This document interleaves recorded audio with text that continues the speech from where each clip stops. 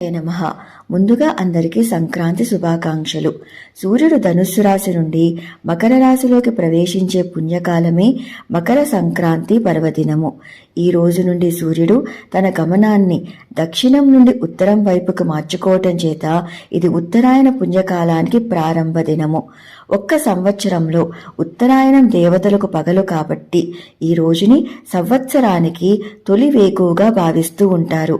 ఈ సమయం ఆధ్యాత్మిక సాధనకు అత్యంత అనుకూలమైనదిగా శాస్త్రాలు పేర్కొంటున్నాయి. మన భారతీయ సంస్కృతిలో ఆసేతు హిమాచలం వివిధ ప్రాంతాల్లో వివిధ పేర్లతో ఈ సంక్రాంతి వేడుకలు ఘనంగా జరుపుకోవటం విశేషం.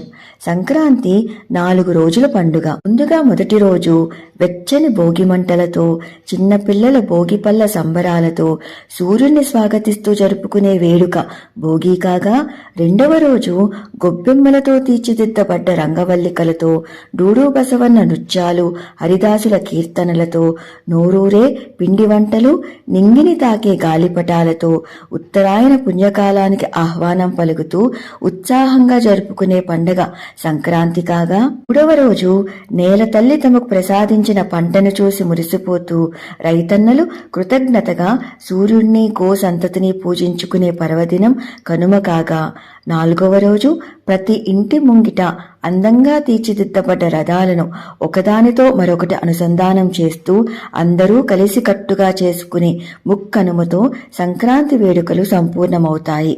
సర్వం కృష్ణార్పణమస్తు. స్వస్తి. Please do like, share and subscribe. Krishna Sakhi.